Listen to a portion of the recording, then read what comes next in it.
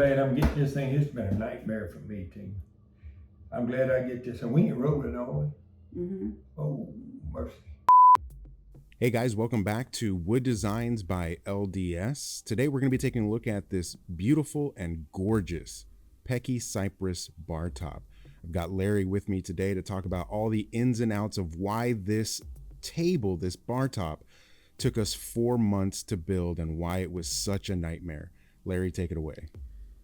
Well, guys, we started off, we have 4 sets of book match Pecky Cypress dining room table pieces that I've been wanting to do. So we had a scrap piece that a friend of mine in Centerpoint near Kerrville gave me. And I said, well, why not try this and see how it works? We use it as a prototype. Like Sal said, 3 months later, we finally got it finished, but it has been a nightmare from the get-go. The holes in this table was through and through. We use approximately 6 gallons of epoxy. We have over 28 man-hours with machines and labor on this thing. I've been asked quite a few times why we're getting ready to sell this thing for $1,400, and the reason is your epoxy amounts to about $685, and then you had 28 man-hours. So you go to figuring if you can figure that with machines, CNC machines, sanding, moving this thing back and forth. It has been a nightmare, but it has turned out to be one of the most prettiest pieces that I've done. It's been well worth it to me. This is what I love to do. We know what we're going to do with these book match set of dining room table. In the future, this will be coming out pretty quick.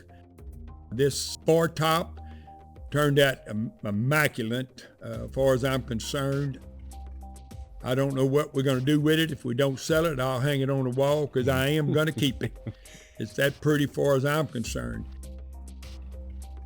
And it looks so beautiful with these burned edges. Tell us a little bit about why you decided to burn the edges on this one.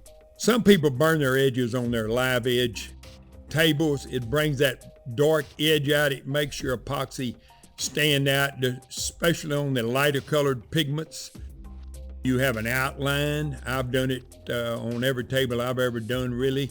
And it also kind of cleans it before you seal it with the epoxy. So that's one reason why I did it. And you can see it in this shot right now when we're actually sealing it up the edges with the epoxy, but you used in filling some of these holes, and one of the biggest challenges was some of the epoxy clay. Can you talk a little bit about the epoxy clay?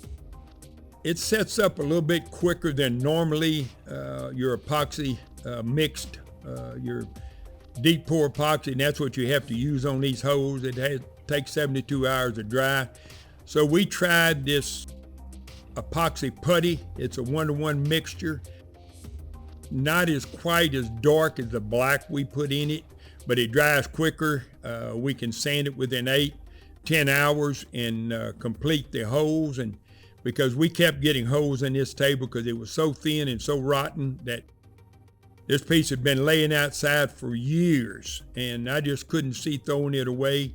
So that's why we made a run at it with this, especially with this 2-part epoxy putty, because we were getting tired of filling these holes and refilling them and filling them. And so we used the putty, and it worked out really, really good.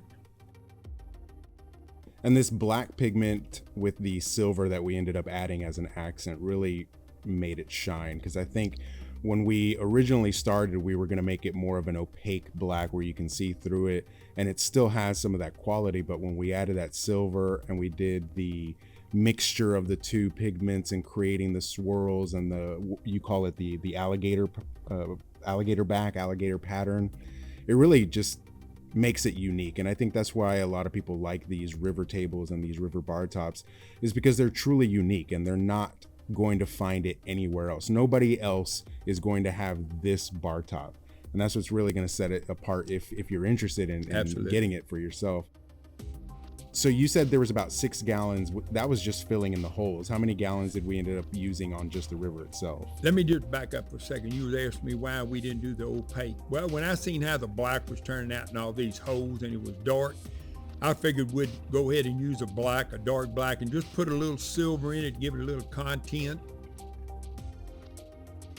You were saying we used about 4 to 5 gallons just filling the holes, but Yes. then in total, when we actually filled in the river, how many gallons was it there? 3 gallons. 3 gallons. So 6 gallons just to fill the holes. And like you were saying, this was just full of holes and it was just going through and through, and you just kept pouring and pouring. And this piece of wood was absolutely thirsty. Yes, It just kept drinking this epoxy. It had holes, not only through and through, but these holes ran parallel with the table. Some of them it didn't go through. I wish they would have. I wouldn't have took so much, because some of them we had to pour inset like a river, an underground river that you couldn't see, and we just kept filling it. And that's what that hurt us the worst. But these dining room tables that I have are not near in this shape. And I think one of the things that people need to understand, when we talk about this being a 4-month build, it wasn't that we worked on it every single day. Larry, this is your passion. This is your hobby that you turned into a business here recently. You've done over 600 pieces. And the reason why it took 4 months is because, well, we took our time on it. It was a prototype. We wanted to get it right.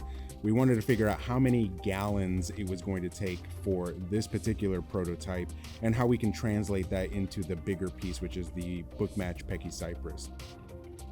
This particular Pecky Cypress bar top took 4 skim coats and 1 flood coat.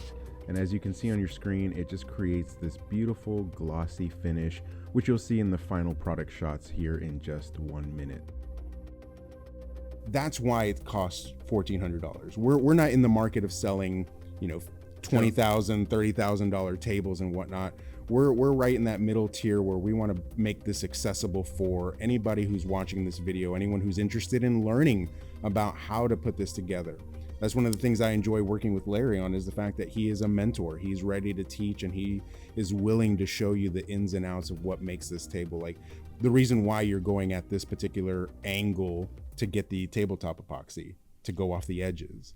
Well, we push the inside. As you see, they watch YouTube, they can see how they do these things. They don't tell you all the particulars, where I try to cover those. Far as like Sal said, us working on this table, I got a life besides this, and it's not all on these tables. But this particular one, I probably spent more time on it than really I expected to. Because more I got into it, more it was a battle, and I'm always ready for a good fight, and that's why I kept on it until I finally got it done. And for spreading the epoxy, you can see these kind of projects done on YouTube. It's simple how you spread it with a squeegee, but it's also a work of passion. If you don't love what you're doing and like the way it turned out, and you're not satisfied till it satisfies you, then you're good. And if you're interested in this table at the time of recording, it is available at wooddesignsbylds.com. The LDS is Larry Dale Saunier, for anyone who's curious. Again, if you're interested in this table at the time of recording, it is available on the website.